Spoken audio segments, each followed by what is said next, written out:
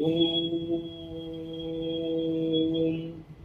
नमः सिद्धिभ्यां मंगलम भगवान वीरो मंगलम गोतमोगणी मंगलम कुंद कुंदारियो जेन्द्रानुस्त मंगलम शर्व मंगल मांगल्यम सर्व कल्याणिकारिकम प्रधानम सर्वधर्माणां जैनम जयतु शासीनम जैनम जयतु शासीनम जैनम जयतु शासीनम पुलय समीचीन धर्म की जय पुलय विश्व धर्म की जय श्री मानव धर्म की जय श्री वर्तमान जी शासन के नोएडा में मूल विराजमान श्री महावीर भगवान की जय तीक्षित नेमीगिरी नेमीनगर के मूल श्री गयाराधे आदिनाथ भगवान की जय नेमीगिरी में विराजमान त्रिकाल ऋषि विद्वान तीर्थंकर अधर में विराजमान से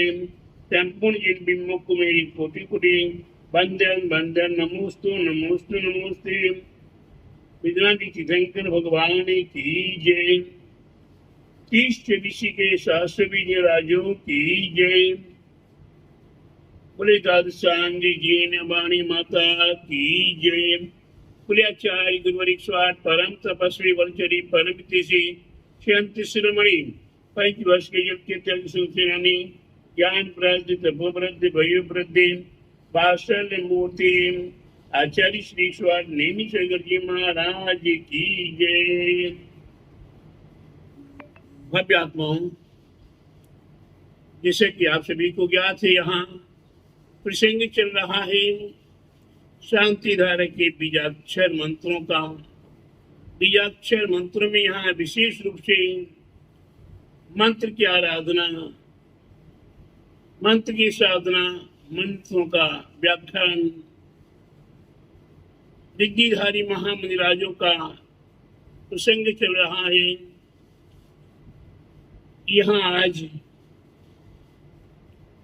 यहाँ आज विशेष रूप से बताने का प्रयास किया जा रहा है। ओम ह्रीम अरम नमो व्यूर्मदीनम ज्रीम ज्रीम नमः स्वाहा।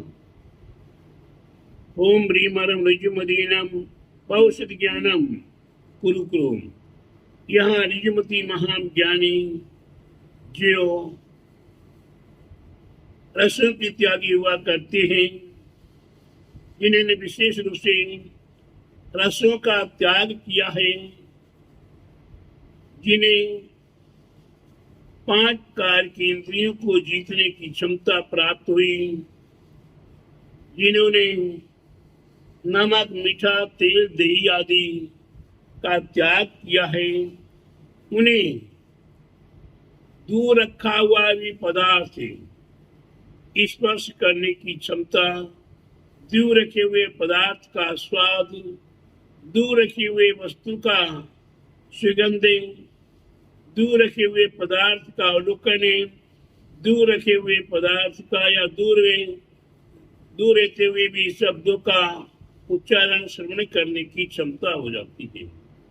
ऐसे ऋजुमती ज्ञानी महामुनिराज, उन्हीं की स्मरण करने से, उनकी आराधना करने से बहुत श्रुत ज्ञान है, शुद्ध ज्ञान की प्राप्ति वह भी बहुत है। हमारे जीवन में हम मति ज्ञान और शुद्ध ज्ञान, मति ज्ञान तो हमें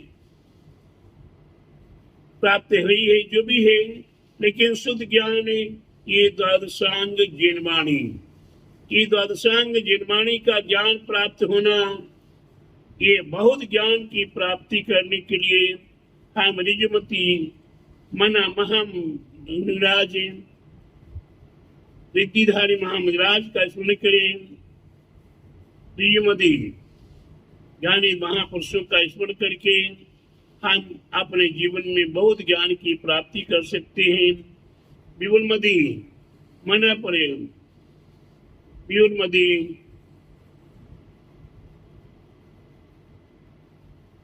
व्यूर्मदीनम सर्व शांतिम कुरु कुरु। विपुलमती मना परे ज्ञानी, जो ज्ञानी हुआ करते हैं, विपुलमती ये आपके मन में कैसी से कैसी अवस्थाएं चल रही हैं उन्हें जानने की क्षमता प्राप्त होती है। ऐसे प्रत्येक बुद्धि रिद्धि आदि आदि ये महामनिराज हुआ करते हैं। उनकी आराधना करने से हमारे लिए सर्व शांति की प्राप्ति हुआ करती है। सभी प्रकार के पदार्थ में लाभ हानि में हमें सुख आदि सुख दुख का अनुभव नहीं, हमारे लिए शांति की प्राप्ति सबसे बड़ी बात है। जिसके जीवन में शांति नहीं है उसका जीवन सफल नहीं है। हमें अपने जीवन को सफल करने के लिए हमें सबसे पहले शांति की प्राप्ति चाहिए। प्यारे बंधु, मैं आपको अपने जीवन की बात बता रहा हूँ। निमित्त योग की बात है, तर्क कुतर्क की बात नहीं है, सहज बात है। हमारा जन्म जो हुआ वह शांति की कोख से हुआ। इस माँ का नाम शांति था। ऐसी शांति माँ की कोख से जन्म प्राप्त करने का अवसर प्राप्त हुआ। वह वास्तव में शांति की मूर्ति थी। उनके लिए किसी प्रकार का कोई भी संग्रह आदि का या कोई भी वस्तु का लोभ लालच नहीं था। शांति प्राणायाम में अपने तप स्वाध्याय व्रत आदि में वह निरंतर अपना ध्यान रखती थी। ऐसी शांति के कोख से जन्म प्राप्त। निमित्त योग से हमारे गुरुवर आचार्य श्री 108 नेमी सागर जी महाराज हमें प्राप्त हुए। उनकी माँ का नाम भी शांति। संघ में संघ संचालिका हुई राधा सरो दीदी, उनकी माँ का नाम भी शांति। निमित्त योग राधा दीदी आई, उनकी नानी का नाम शांति। और शांति विधान में मेरा विशेष मन लगा। शांति विधान जब जब भी 16 दिन का आता शुक्ल पक्ष, उस शुक्ल पक्ष में शांतिनाथ महामन विधान की आराधना एकाग्र स्थान एकाग्र चित्ते के साथ शांति के प्राणायामों के साथ। तो कहने का तात्पर्य है शांति हमारे जीवन में हमें प्राप्त करनी तो हमारे लिए तो जन्मदाता ही में शांति मिली। आज गुरु महाराज भी शांति के पुत्र मिले और धीरे धीरे क्रमशः आज शांति के मार्ग पर चलने का अवसर के रिद्धिधारी महामनिराजों की आराधना करने से वीरमदी रिद्धिधारी महामनिराज का स्मरण करने से और भी अखंड शांति की प्राप्ति हो। आप सभी भव्य आत्माएं भी वीरमदी रिद्धिधारी महामनिराज का स्मरण करें। अवश्य अपने जीवन में शांति प्राप्त करने का प्रयत्न करें। शांति आपको अवश्य प्राप्त हो। इसकी प्रांते ओम ह्रीम दस्प बीनम शैर वेदना भवती। सभी प्रकार की वेदना को दूर करने के लिए हमारे आपके शरीर में नाना प्रकार के वेदने कर्म के माध्यम से वेदना उत्पन्न होती है। कभी सिर दर्द कर रहा है, कभी नाक दर्द कर रही है, कभी कान दर्द कर रही है, कभी आंख दर्द कर रही है, कभी दांत दर्द कर रहे हैं, कभी पेट दर्द, कभी सीना दर्द आदि आदि दर्द कर रहा है। वेदना उत्पन्न हो रही है। वेदनी कर्म के उदय से हमारी आपके लिए वेदना प्राप्त होती है। ऐसी वेदना को दूर करने के लिए 10 बीना में ये 10 पूर्व के ज्ञाता हमारे महाआचार्य महासाधु संत हुआ करते हैं। हमारे लिए तो ये पूर्व भी नहीं मिला है और एक पूर्व में जितना मिला उतने का भी हमें अवलोकन करने का अवसर नहीं है, उतने का अध्ययन करने का अवसर नहीं है। अगर ग्रंथ भी मिल जाते तो हमारी क्षमता नहीं है, हमारी आंखें काम नहीं करती हैं, हमें डायबिटीज हो रही है, बीपी हो रहा है और नाना प्रकार के अन्य कामों से हमें फुर्सत नहीं है। हम इस ग्रंथों के अवलोकन को नहीं कर पा रहे, लेकिन 10 बुद्धिधारी, 10 पूर्वी, 10 अंग के ज्ञाता, 11 अंग और 14 पूर्वी, इस प्रकार से हमारे पूर्व आचार्य जी महाज्ञानी हुए। ऐसे ज्ञानी पुरुषों को हम स्मरण करते हैं और अपनी वेदना को दूर करने का प्रयास कर लेते हैं। हमारी वेदना सहाय रूप से दूर हो जाती है। हमें डॉक्टरों के पास जाने की आवश्यकता नहीं है। हम अपने आप में ऐसे रिद्धिधारी महामंडराज का स्मरण करें तो हमारे जीवन में अपने आप ही क्षर वेदनी भवतु, सभी प्रकार की वेदना दूर होती है। और इसके प्रांत ओम भीम नमो 14 बीनम श्वास में पर्श में वेदना भवती।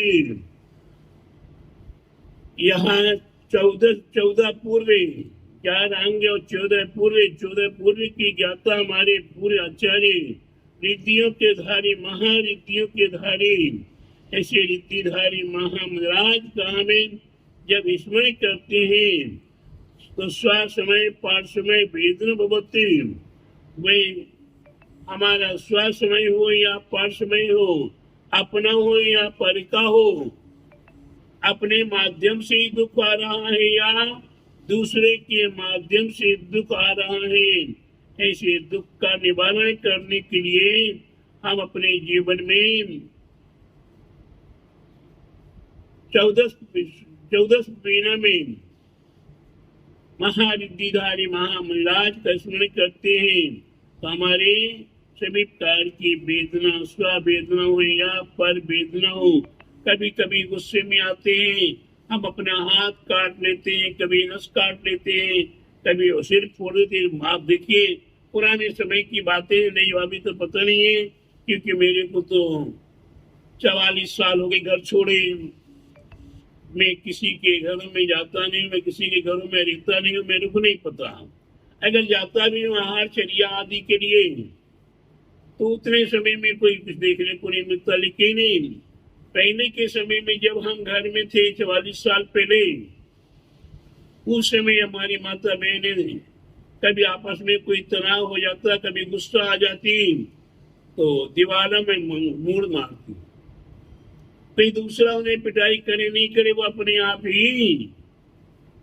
आप के सीना ठोकने लगती, अपने आप के माथ सिर में मारने लगती, अपने आप के बाल पटाने लगती, अपने आप को सिर दीवार में सिर मारने लगती। ये अपने स्वयं वेदना है। और दूसरा सताता है, हमारी किसी भी प्रकार से गलती आदि हो तो सामने वाला अरुष्ट होकर हमें वेदना उत्पन्न कराता है, मारता पीटता सताता है। यही श्वास में पर्श में वेदना बहुत, ये हमारी वेदना दूर होती है। ऐसी शुभ भावनाओं के साथ हम 14 बीना मुनिराजों को स्मरण करें। इसके उपरांत अष्टांग निमित्त महाज्ञानी ओम ह्रीम अणम नमो अष्टांग महानिमित्त कुशलान में जीवित माणादि ज्ञानम कुरुकुम। यहाँ अष्टांग निमित्त की ज्ञाता महामंडराजों को जब हम स्मरण करते हैं, वो अष्टांग निमित्त ज्योतिष, हस्तरेखा, भूगोल, आकाश, पक्षियों का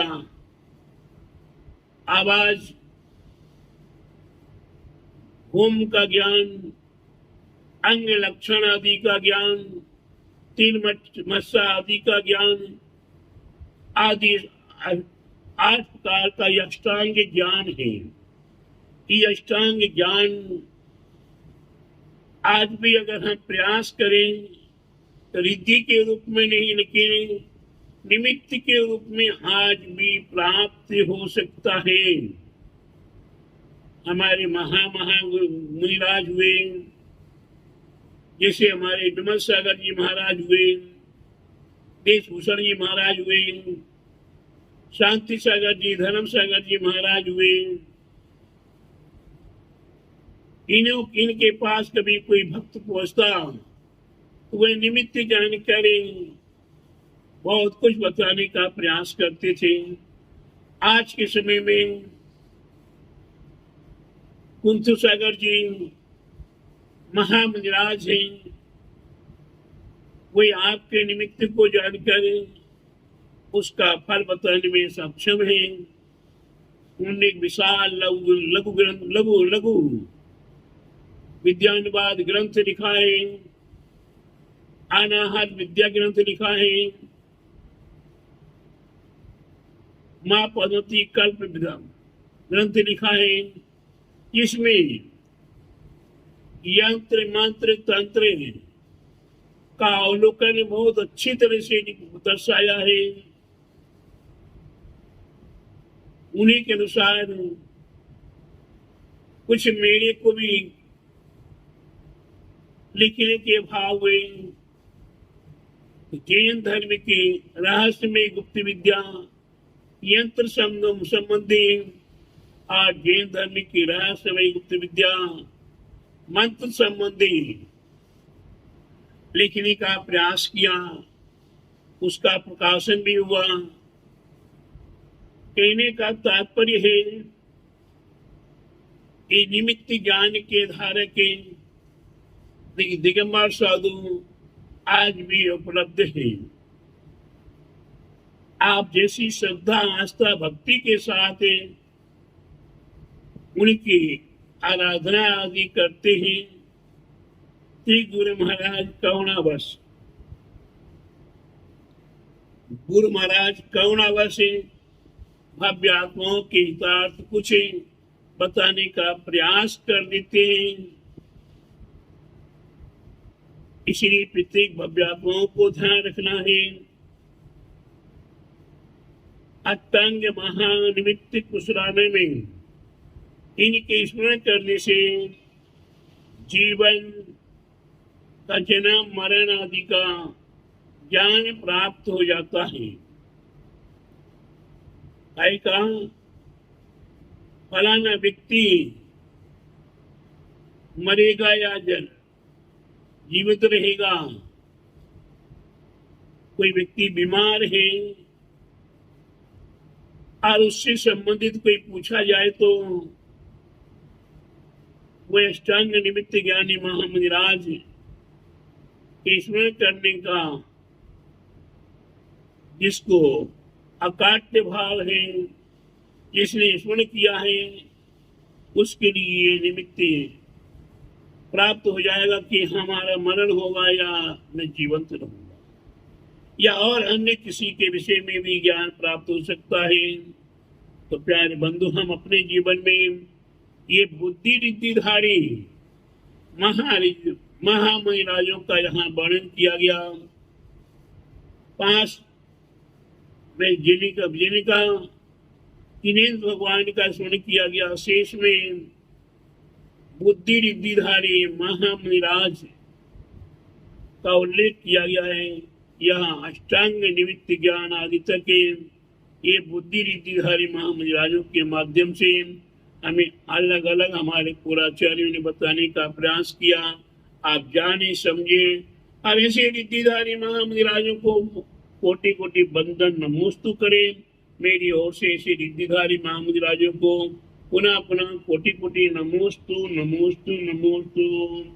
बोले दादुसांग जन्मानी माता की जय, बोले रिद्धिधारी महामुनि श्री राजों की जय, बोले आचार्य गुरुवरिश्वर परम तपस्वी वनचरी परमतिथि 33 शिरोमणि पंचवर्ष के जगत ज्ञान व्रत तप व्रत वय वृद्धि आचार्य श्री नेमी सागर जी महाराज की जय।